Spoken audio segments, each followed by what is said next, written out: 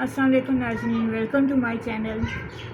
कल की वीडियो में मैंने आपको कुर्ते की कटिंग के बारे में गाइड किया है। आज उसकी शलवार गाइड करती हूँ। चलें स्टार्ट करते हैं। ये देखें, कुर्ते की शलवार बिल्कुल सिंपल शलवारों की तरह है, खड़ी शलवार। चलिए शुरू करते हैं। शलवार की लंबाई मेरे पास तैयार है 24, तो मैं इसे रखूँगी 27, क्योंकि इसको पांची को इतना कपड़ा नहीं लगेगा। 2 इंच का सिर्फ हम लोग इसका नेफा होता है। 27 रखेंगे।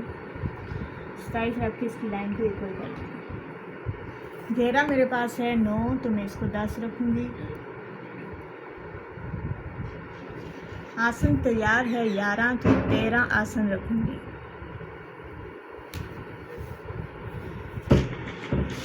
पांचा मेरे पास तैयार 5 है, तो मैं इसे 6 रख रही हूँ।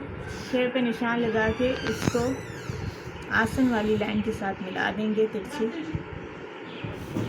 सिंपल सादी शलवार तैयार। अब इसकी कटिंग करते हैं। बिस्मिल्लाहिर्रहमानिर्रहीम।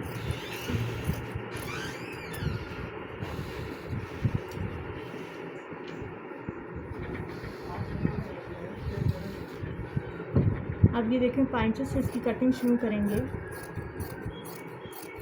आसन तक लेके आएंगे।